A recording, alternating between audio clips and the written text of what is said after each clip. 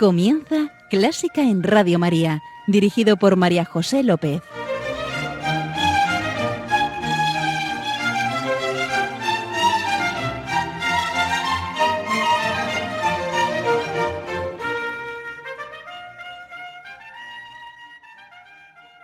Bienvenidísimos a Clásica en Radio María, la música divina. Encomiendo, sí, una vez más, este programa a la Virgen y va por ti, Señora.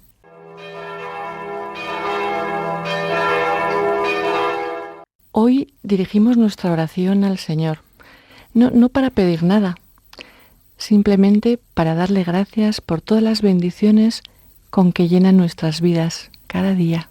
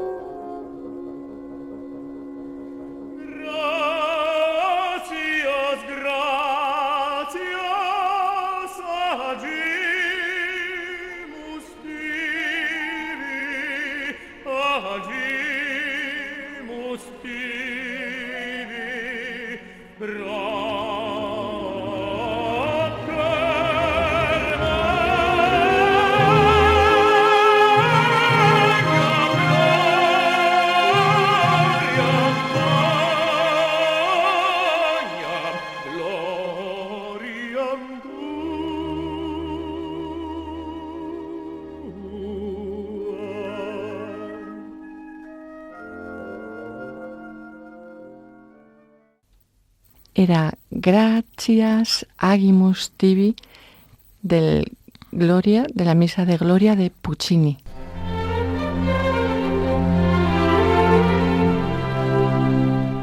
Y ya estamos aquí con nuestro invitado de hoy, Alejandro Antón Cámara. Hola, Alejandro. Hola. Muchísimas gracias por venir a traernos tu música.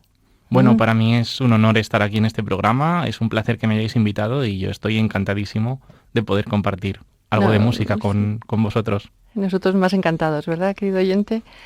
Alejandro es pianista. Sí, soy pianista. Pianista, más cosas. Sí, también soy compositor y también soy profesor.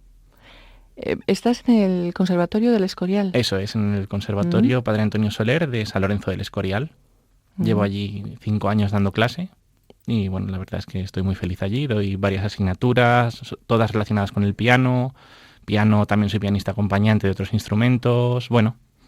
Muy bien. ¿Y por qué el piano? Pues el piano realmente no lo elegí yo, fue una cosa de mi familia y ya está, y me quedé con él y seguí estudiándolo y seguí tocándolo. La verdad es que el tema de la elección de instrumentos normalmente no suele ser tal, suele ser un poco obligado por las circunstancias, así entre los músicos de música clásica, bien porque sea el instrumento para que consigues plaza o el instrumento con el que elija tu familia, o muchas veces es así. Entonces no hay vocación. Hay vocación para la música en general, pero para un instrumento en particular no necesariamente. Muchas veces es el que te toca. Uh-huh. He conocido a Alejandro y sé lo excelente pianista que es porque nos acompañaba, acompaña al coro de la JMJ, pero yo le he conocido acompañando en la Sinfonía de la Resurrección de Mahler. Y da gusto, como da igual lo que le digas, lo que hagamos, los que cantamos, que él nos lo facilita enormemente.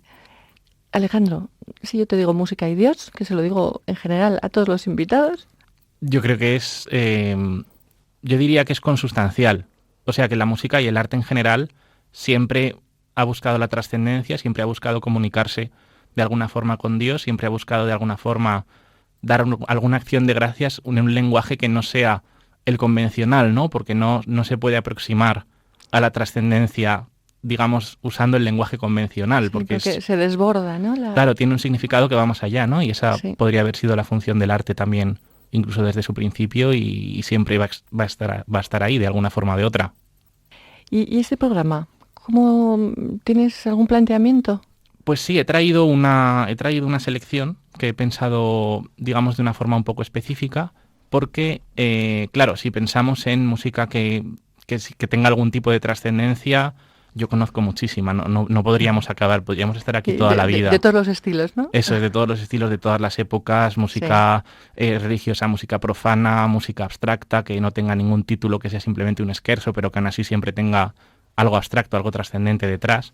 Entonces me he centrado en una música que tenga un trasfondo detrás de carácter, digamos, religioso, espiritual, pero que no sea necesariamente música litúrgica, es decir, que no sea la música de una misa o que no sea la música de una cantata pensada para hacerse en la iglesia, sino una música de concierto, una música pensada simplemente para ser escuchada, pero que tenga una premisa detrás de carácter así religioso, trascendental.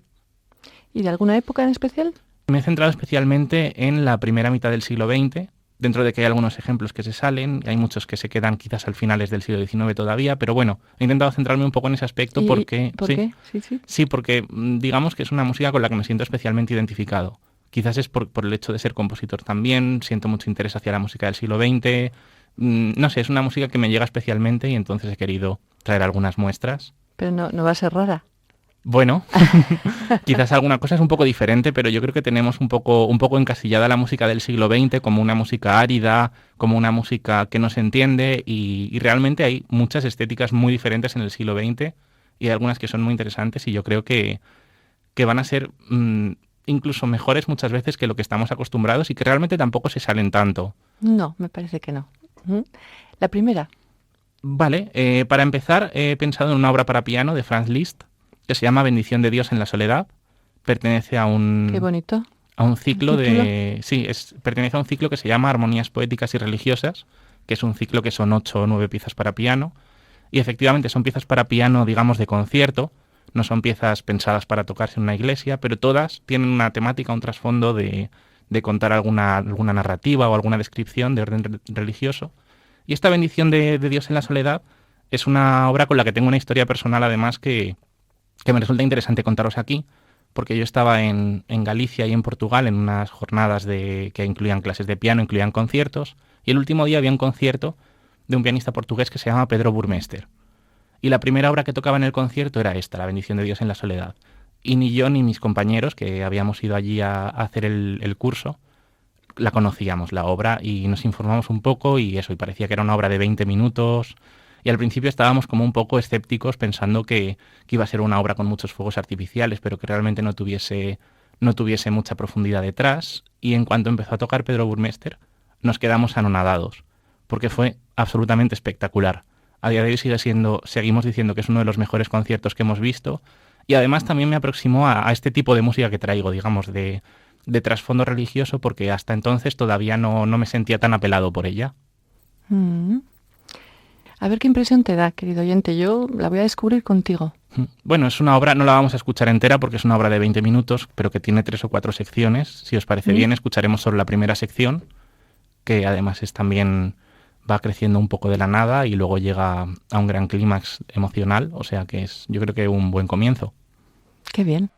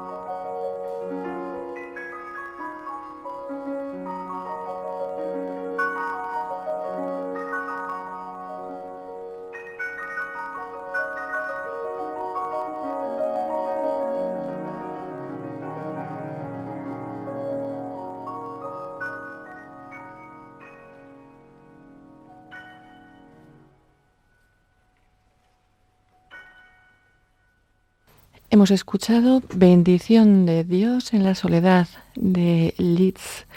Qué serenidad, es luminosa también. Sí, bueno, Liszt además es un compositor que es verdad que al principio de la vida parece que tuvo muchos excesos, así como un pianista, una estrella del rock, pero es verdad que al final de su vida esta obra no es una obra de las últimas, es una obra de cuando era bastante joven, pero ya se veía esa religiosidad que tenía y de hecho al final de su vida creo que estuvo un tiempo en un monasterio y estudió mucho la música religiosa del Renacimiento e intentó imitarla también en su música, entonces digamos que tiene también un componente muy muy espiritual. ¿Y seguimos con alguien espiritual? Pues no precisamente, porque el siguiente compositor que he traído es Hugo Wolf, que es un compositor alemán, austríaco de hecho, de finales del siglo XIX, que se centró sobre todo en la música vocal para voz y piano, y es uno de sus mayores exponentes.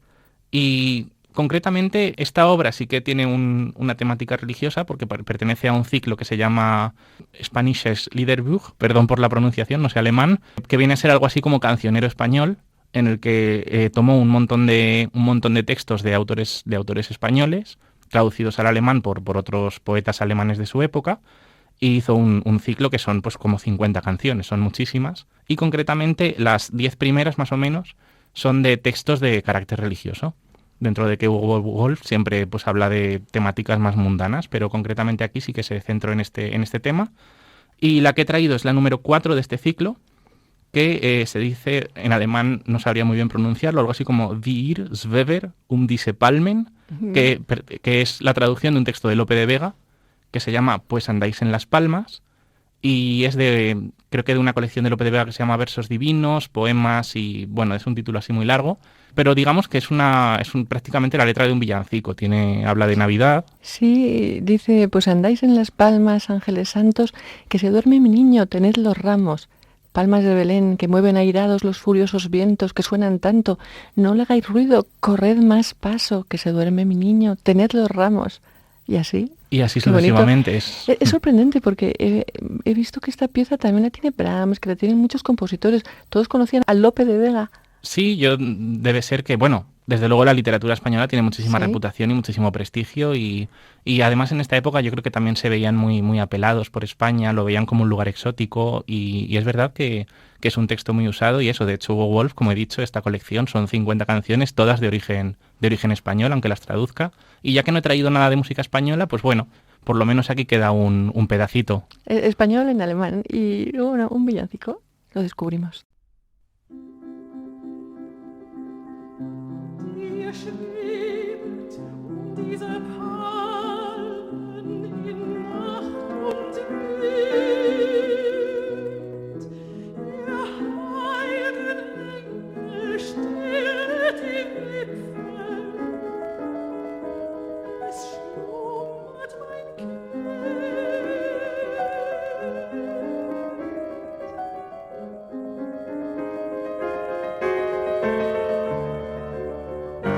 Der Palmen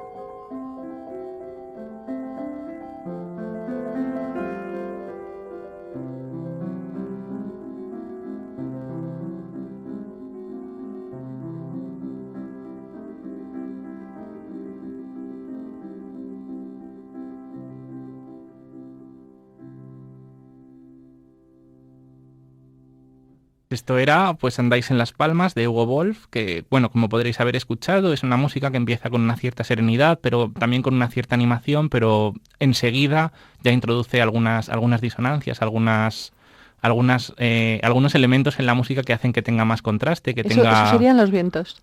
¿Eh? Eso serían los vientos que rugen las palmas. Sí, puede ser, claro. Además, la música para voz y piano, siempre la parte musical, la parte del piano, trata de imitar de alguna forma lo que está contando el texto, y para eso Hugo Wolf es un maestro y es muy buen ejemplo de este tipo de música, que es el único que he traído de música para voz y piano. Y podríamos continuar, yo creo que ya con la tercera selección que he traído, que es un preludio de Claude Debussy, que se llama La Catedral Sumergida. Debussy sí que es un compositor de la primera mitad del siglo XX, sí que es un compositor que ya introduce muchas innovaciones, y es un compositor que no trata precisamente la temática religiosa en general. Pero este preludio, La Catedral Sumergida, yo creo que sí que habla de muchos de los tropos, de muchos de los elementos. ¿Tropos? ¿Qué es? Tropos viene a ser algo así como convenciones, ¿no? Ajá. Como, o sea, no clichés, porque cliché es algo como más banal, ¿no? Tropos son como convenciones establecidas, y La Catedral Sumergida tiene muchos de los tropos, digamos, de la música religiosa, y hace como una reflexión sobre la tradición religiosa. La Catedral Sumergida, al final estamos hablando de una catedral. Entonces hay momentos en los que de repente entra un canto gregoriano, momentos en los que podemos escuchar las campanas de la catedral.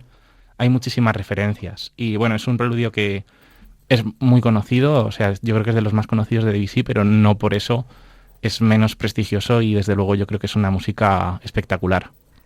Sí, creo que se basa en un antiguo mito bretón, en el que hay una catedral sumergida en la costa de una isla que emerge en las mañanas claras. Sí, o sea, desde luego no conozco la historia, pero sí que escuchando la música se pueden escuchar esos elementos como las campanas, se puede escuchar el sonido del órgano. ¿Y cómo emerge? Porque en algún momento hay un crescendo, ¿no? Que yo creo que hay que hacer ahí mucha fuerza, eso debe ser. Sí, claro, o sea, lo estamos escuchando bajo el agua al principio y luego quizás emerge y entonces escuchamos los mismos elementos, el órgano, el canto gregoriano, pero ahora sí delante de nosotros. Sí, lo describe todo.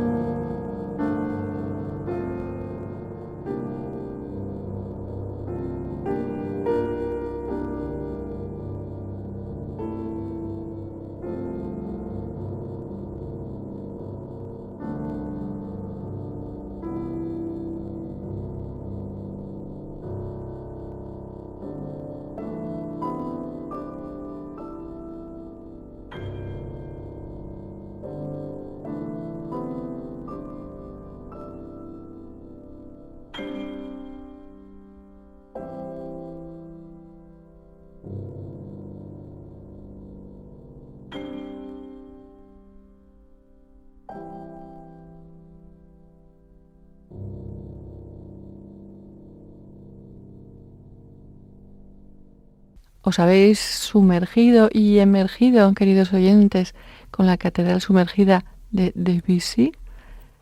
No lo hemos comentado, hemos escuchado al pianista francés Pascal Roger, que es un maestro en ese tipo de música, y un pianista francés tocando a un compositor francés, y no salimos de Francia, porque nuestro siguiente ejemplo es de Olivier Messiaen, ¡Ay!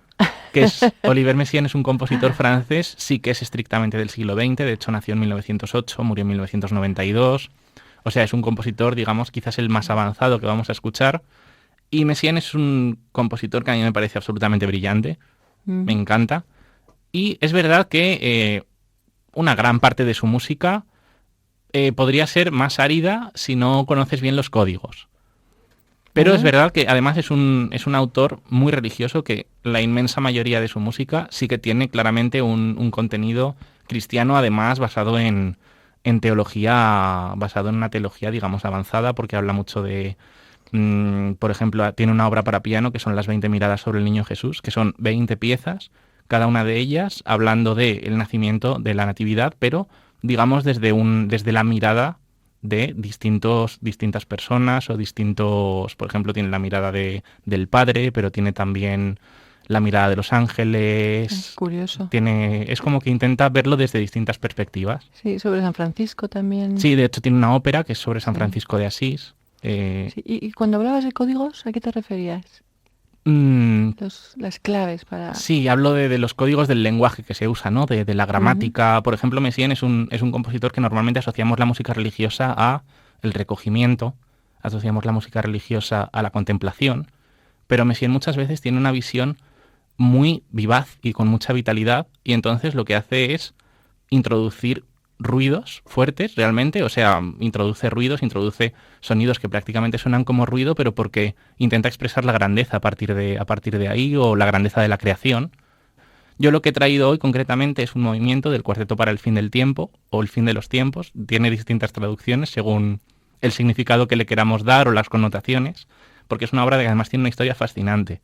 La escribió en un campo de concentración en la Segunda Guerra Mundial, en el año 1941, porque, bueno, cuando Francia fue invadida por Alemania, Messiaen estaba en el frente. Creo que él era conductor de ambulancias o estaba ayudando un poco en la parte de atrás del frente, y efectivamente, él, claro, fue tomado como prisionero de guerra y fue enviado a un campo de concentración.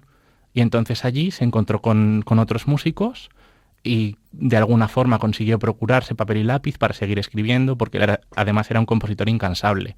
Consiguieron juntar instrumentos para todos los músicos, y escribió este cuarteto para el fin del tiempo, que tiene como un doble sentido. Por una parte habla del fin del tiempo, del apocalipsis, porque es un campo de concentración, es la Segunda Guerra Mundial, es un momento terrorífico, pero también habla del fin del tiempo, y esto lo podemos enlazar con lo que he dicho antes de los códigos, en el sentido de el tiempo como métrica, como la medida del tiempo que era habitual en la música, en el sentido de que un tiempo significaba un pulso, una medida constante, y que él entiende que esa forma de medir el tiempo que ha habido tradicionalmente en la música se ha terminado, y que ahora podemos medir el tiempo en la música de otras formas, digamos, más irregulares, y es algo que él implanta muchísimo en su música. ¿Y se utiliza? Sí. Claro que sí, se utiliza. Muchas de las cosas que inventó o que ideó Messiaen las siguen utilizando compositores. Hay otros que, sin utilizar estrictamente lo de Messiaen, miden el tiempo de otra forma, o que combinan lo que había antes con lo que hay ahora. Y bueno, es una obra monumental de 50 minutos para piano, violín, clarinete y violonchelo, que tiene 8 movimientos, cada uno de los cuales además utiliza técnicas diferentes, utiliza diferentes combinaciones de instrumentos, y que además tiene una enorme trascendencia por también el contexto del campo de concentración, la temática de cada uno de ellos. Yo concretamente el que he traído es el cuarto movimiento, que es el intermedio, que es una pieza, digamos, bastante ligera, bastante divertida, que solo tocan el violín, el clarinete y el violonchelo, y que además yo creo que es muy rítmica, muy, muy alegre. Es muy cortita porque son 2 minutos apenas.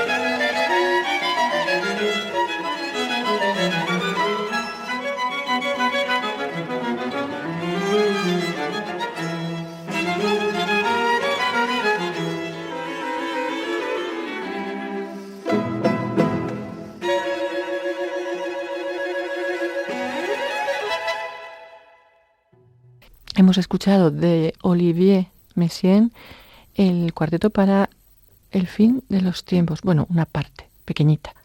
¿Qué te ha parecido, querido oyente? Es curioso, ¿verdad? Y bueno, ahora vamos a salir un poco de esta temática de principios del siglo XX para escuchar un poco de Bach. ¿Y esta confesión? Pues bueno, Bach es el mejor músico de todos los tiempos. Ajá. Yo creo que siempre tiene que haber un hueco para él, independientemente de la temática, independientemente de dónde estemos. Y además yo creo que a este programa, digamos, que he pensado, a esta secuencia, yo creo que también le encaja bien, porque Bach, toda la música que hace, incluso la música instrumental más profana y más pedagógica, siempre tiene algo religioso en mente. Recuerdo cuando estudiaba piano muchas veces en un preludio y fuga, que aparentemente es una música abstracta, que no tiene ningún significado. Siempre los profesores me hablaban, no, esto simboliza la cruz, esto simboliza... Siempre está pensando en hablar con Dios a través de la música. Me emocionas y todo. Y bueno, concretamente lo que he traído es el primer movimiento de una cantata que se llama Infesteburg. Bueno, el título es más largo, pero vamos a dejarlo como Infesteburg, que viene a ser una traducción algo así como que Dios es una fortaleza. Una poderosa fortaleza es nuestro Dios, una buena defensa y arma. Nos socorre espontáneamente en toda necesidad. Eso es, y este es uno de los corales. Bueno, los corales son melodías que pertenecen a la tradición luterana, y este es uno de los más usados en general por los músicos, no solo por Bach. Y yo tengo una historia curiosa con esto, porque claro, yo leo Infesteburg y no me imagino una fortaleza. Escucho Feste y pienso una Exacto, fiesta. sí, Pienso sí, una sí, fiesta sí. en Burg, en la ciudad. Entonces siempre como que se me viene a la cabeza, en lugar de esto tan militar, se me viene a la cabeza un contenido mucho más festivo, ¿no? Me imagino una celebración Sí, en... sí, pero es fortaleza, defensa, arma, sí. Sí, es curioso, pero bueno, a mí lo que se me viene a la cabeza cuando escucho esta música es, sin embargo, este otro significado. Muy bien. Querido oyente, a ver con qué te quedas, ¿la fiesta o la marcha, el el ritmo desfile. de marcha, el desfile, sí. En todo caso, con la oración. Amen.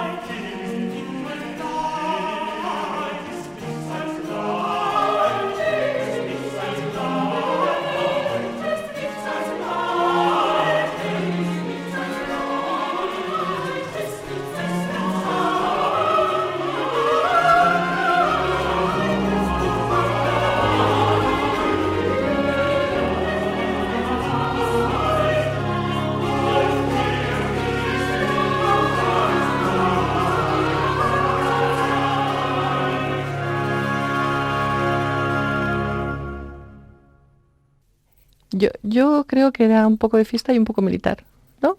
Puede ser. Sí. Era Ein Festeburg BW80 del grandísimo Juan Sebastián Bach. ¿Y nos vamos a un romántico? Sí, y nos vamos a Rusia, de hecho. ¿No? Nos vamos de Alemania a Rusia. Cuando estaba preparando esto, veía que estaba sacando muchos ejemplos alemanes, franceses, y dije, tengo que salir también de aquí. Tengo que traer música de otros lugares. Y pensé en la música rusa, que es una música que yo creo que también es brillante, absolutamente espectacular, y que a mí también me ha gustado mucho siempre. Y bueno, estuve pensando, hay algunas cosas de Tchaikovsky, pero al final me decidí por Rachmaninoff porque entra un poquito más dentro de este ámbito temporal en el que nos estamos moviendo. Rachmaninoff es verdad que es un compositor que vivió a principios del siglo XX, de hecho la mayoría de sus composiciones son entre el año 1900 y 1917, entre las que se encuentra la que vamos a escuchar, pero es verdad que su estética, digamos, que no es tan rupturista igual como la de otros como Debussy o como Messiaen. Sí que se mantuvo en una estética postromántica, que aún así puede ser muy exuberante a veces y utilizar unas armonías, atrevimientos en las armonías. Y concretamente el que he traído es el quinto movimiento de las vísperas, que bueno, según he estado leyendo, lo de llamarlo vísperas, aunque es el nombre más habitual, no es del todo correcto porque viene a ser como una vigilia. Una vigilia, sí. Eso es, aunque comúnmente se las conoce como vísperas, tanto a las de Rachmaninoff como a las de Tchaikovsky, y es el título por el que las escuchamos casi siempre. Y he traído el quinto movimiento, que es el Nunc Dimittis. Es un movimiento que es bastante recogido, pero dentro del recogimiento es sereno, es tranquilo, es positivo. Y he elegido también este porque es un movimiento que el propio Rachmaninoff transcribió para piano solo. Entonces muchas veces se puede ver versiones de pianistas tocando a piano esta misma música. Es el Nunc Dimittis. Ahora dejas el cántico de Simeón. Ahora, Señor, puedes dejar que tu siervo se vaya en paz según tu palabra, porque mis ojos han visto tu salvación.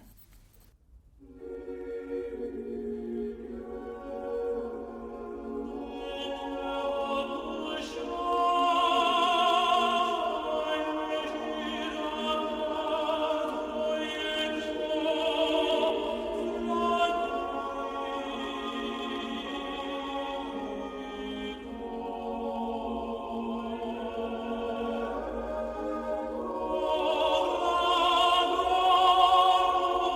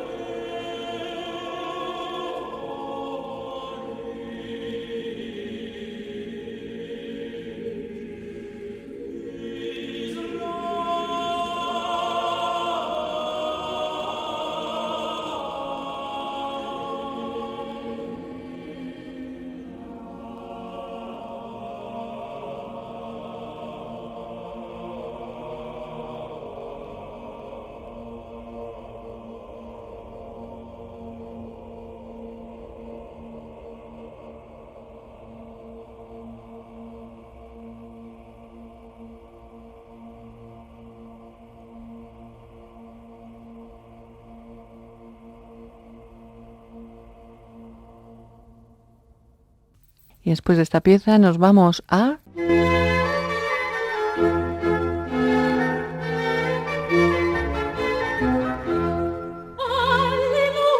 alleluia, alleluia, alleluia. Gaudísimos y Dios es alegría. Y Alejandro nos trae una pieza alegre, creo. Sí, para terminar, volvemos a Francia, volvemos a principios del siglo XX y vamos a hablar de un compositor que se llama Francis Poulenc, que es un compositor que se podría decir que pertenece a una estética que se llama neoclasicismo, que fue bastante popular en Francia en torno a los años 20.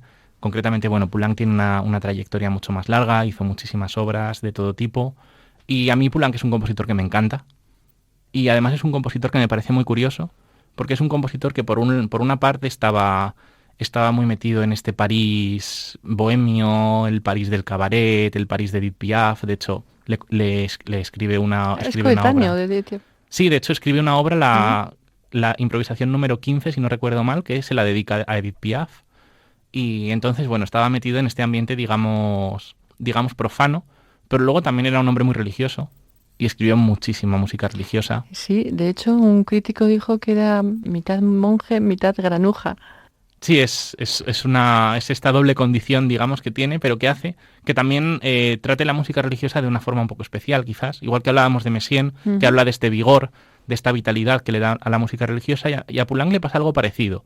Poulenc yo creo que tampoco ve necesariamente la religiosidad o a Dios como algo necesariamente recogido, algo necesariamente contemplativo, sino que también lo ve desde la vitalidad, lo ve desde el vigor y desde la fuerza. Y concretamente yo creo que este primer movimiento del Gloria es absolutamente triunfal y lo muestra muy bien, aunque también es muy contrastante, porque luego tiene una parte central un poco más recogida, que yo creo que muestra muy bien lo que es Poulenc.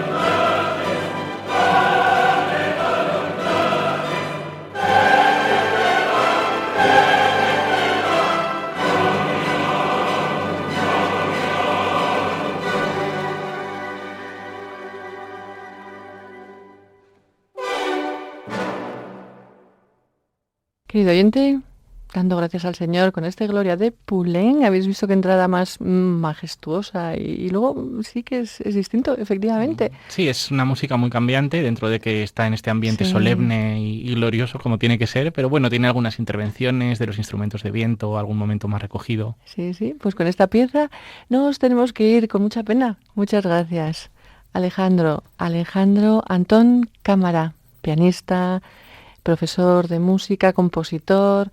Muchas gracias por venir aquí y traernos tu música. Yo creo que hemos aprendido mucho y hemos descubierto nuevas piezas. Bueno, Sí. muchísimas gracias a ti, María José. Ha sido un placer, ha sido un honor y bueno, he estado encantado, la verdad, de estar con vosotros. Espero que haya servido de algo, que hayamos aprendido, que hayamos escuchado y que hayamos disfrutado, sobre todo. Sí. Gracias, señor. Gracias, señora. Querido oyente, muchas gracias por estar ahí. Puedes volver a escuchar este programa en el podcast de Clásica en Radio María. Estamos a tu disposición en Clásica en Radio María 1 @radiomaria.es. Queda con Dios, queda con la Virgen. Un beso muy fuerte. ¡Mua! Adiós. Adiós.